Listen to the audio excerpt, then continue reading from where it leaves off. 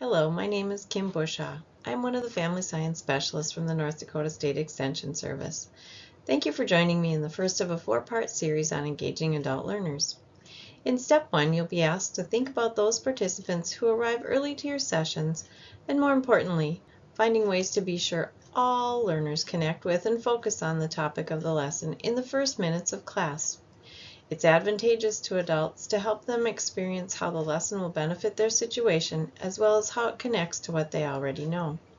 It's not comfortable for every adult to be in a learning situation.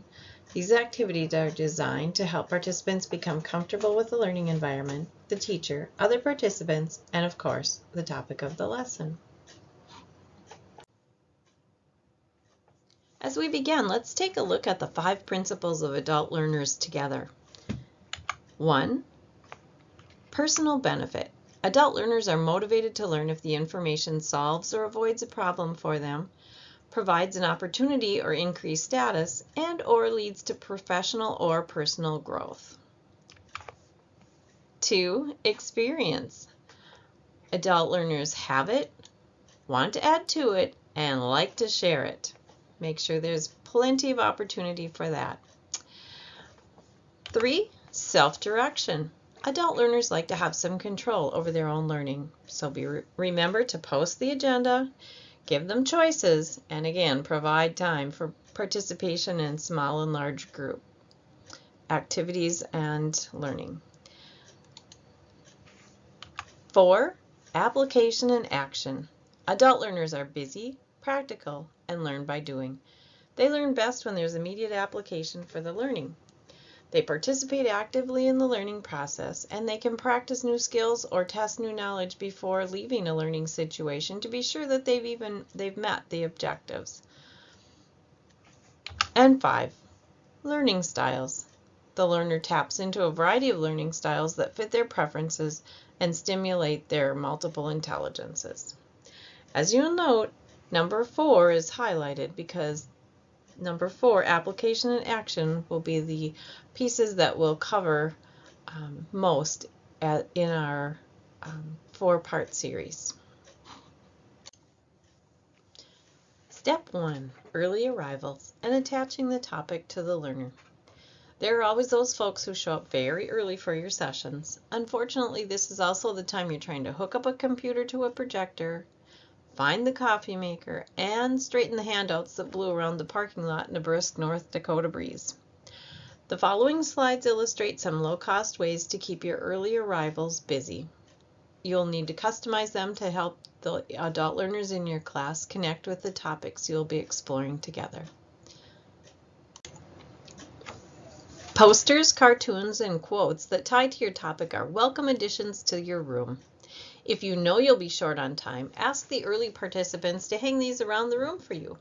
If you're unsure of the rules about hanging things on the walls, bring a trifold with these pieces already mounted, so all you have to do is set up the board and invite participants to look them over before class.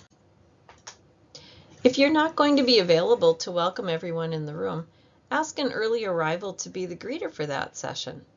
Have written instructions so that the greeter can just encourage people to read and do what is on the sign. If you suspect you have non-readers, be sure to verbalize the instructions too. Table tents are inexpensive and yet can help bring focused conversations around your topic directly to the table. They even help strangers start conversations with one another when they sit down at the table to begin the class. One variation you might consider is to use table tents that tie to your topic as an icebreaker. Have a different question or saying on each table. Ask one person from each table to be the table tent courier, who brings the table tent from table to table and engages the group with the new question. Set a time limit and then have table tent couriers rotate to a new table. Do this for 2 or 3 rounds. Crossword puzzles and word finds are easy to make for any topic using the computer. Google free puzzle maker sites and find one that you like to use. One quick and easy way to do a sort of a puzzle is to just list the alphabet down one side of the page And you can save that on your computer and just keep changing the headings as you do different classes. And ask people to, as individuals or in pairs, or even as small groups at a table, to think of one item that starts with each letter, and then to write it on the sheet next to that letter. And you can offer prizes for people who get the most points, or just ask who got 5 answers, who thought of 10, etc., until everyone has had a chance to raise their hands. The point of this, again, is to get participants to think about the topic before or as class begins. If you're thinking about 26 words related to mealtime, or whatever your topic, you probably have that topic pretty firmly planted in your brain before class begins. A variation to this is to list the topic, such as mealtime. So just writing MEALTIME down the side of the paper. It becomes a shorter game with only 8 letters. Walkabouts are just large sheets of paper placed around the room with questions on them. Depending on the format of the walkabout, place a can of washable markers or stickers near each paper so participants can easily respond. Make the walkabout interesting by adding your own art or clip art. I like to make these on 11 by 17 size paper, so when I get one I like, I can slap it on the color copier and make more for the next class without redrawing anything. Keep the art simple so learners understand what they're looking at. Also add words so they don't have to guess, especially if you draw more like Picasso than Rembrandt. Title it at the top and try to remember to add "other" to the chart, as adult learners love to share their experience. Walkabouts can become your needs assessment for your topic, and it's hanging right on the wall the whole time so you can refer back to it. Start with, one thing I already know about this topic. This statement gives adult learners the opportunity to share their knowledge and experience. It gives you a look at what the group knows, right or wrong. Put another sheet with some things I want to know about said topic. This gives you a chance to review your notes in your head, and when you review these walkabouts with the class right after they finish writing them, you can read the sheet out loud and say, yes, we will cover this and point 3 and 5, but point 4 we're not going to cover tonight. That is outside the realm of my knowledge. Or I will look for materials or resources and bring them next week for the person who has that question. When you do your class wrap-up, be sure to revisit this sheet and reiterate how you talked about each one of these areas. The sheet with some things I learned about this topic today hangs on the back door. Everyone has a few sticky notes piled near them, and as they have a light bulb moment during class, ask them to write what they're learning on a sticky note. When they leave the session, they stick their note on the door, and it becomes part of their evaluation. Adult learners like to get up and move. Walkabouts help them meet and mingle as they wait to record their answers. Vary the shapes of your walkabouts.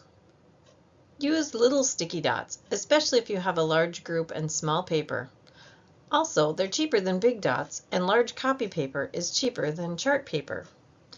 They're also easy because you can, again, put them right on the copy machine and copy them before use, and you have a copy for the next time you teach that class. I like to attach my dots right to the paper so people can walk up and utilize them without anyone having to count out X number of dots for each person. So I staple a page of sticky dots right on my walkabouts, and everything is in one handy spot. When I hang up the poster, the dots are hanging with it.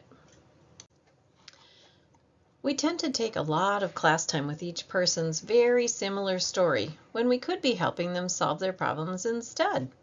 This type of walkabout, again, tailored to a specific topic and in this case age group, gives the learner the opportunity to share his or her baby's sleep habits and the teacher a quick way to determine what to discuss about infant sleep issues. Using such a chart can help parents visualize and normalize the experience of getting too little sleep with young babies' sleep patterns too. Collect clean jokes to connect participants to the topic. Once there was a little boy, 6th child in the family, who didn't speak. He seemed perfectly fine in every other way. Each day he started his day with a hot breakfast and went off to play. One morning near his 4th birthday, he looked up from his breakfast and said, "This oatmeal is lumpy." Shocked and overjoyed, his parents picked him up and hugged him and exclaimed, "You can talk, and in full sentences." When the excitement died down, the father asked, "Why haven't you said anything before this?" The little boy looked at his dad and replied, "The oatmeal was fine until today."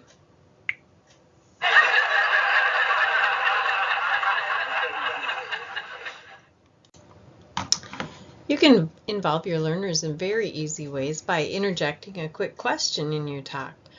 One example would be to say to participants, using both hands, hold up a finger for every time you say "hurry up" to your children on an average day. A variation might be to give each participant a set of 4 colored index cards marked A, B, C, and D. When you ask a multiple choice question, ask participants to choose a card that corresponds to the answer and hold it in front of them. For example, a question might be, what would you most likely do to calm yourself if you were feeling stressed? A, exercise. For instance, go for a walk, do sit-ups or yoga, or ride a bike. B, call or text a friend. C, listen to music. Or D, meditate. Hold up the corresponding color card. If you listen to music or call a friend while taking a brisk walk, hold up 2 cards. Keep a good supply of your favorite icebreakers handy. You can easily change them a little to tie them to your topic and use them again.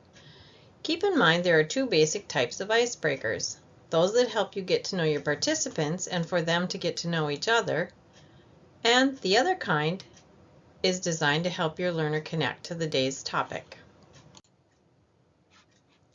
Question cards are one of many ways to have people find out more about each other. You can pass each person a card and ask him or her to say his or her name, and if he or she chooses, to read and answer his or her card.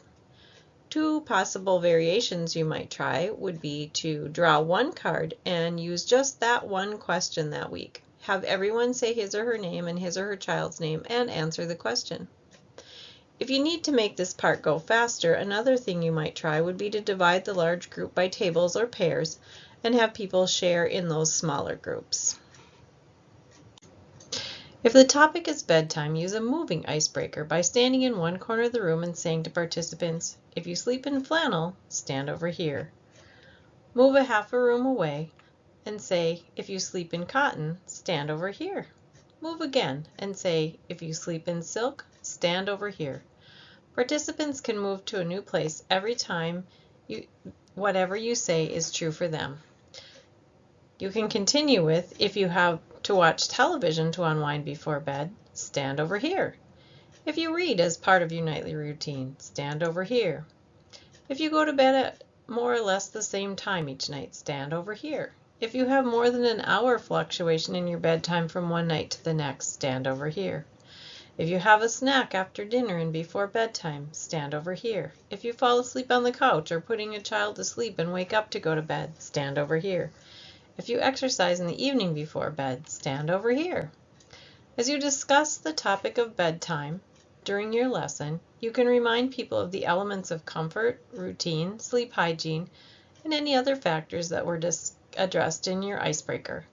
Take this moving icebreaker activity to the hallway if you're working in a classroom where moving about the room is difficult.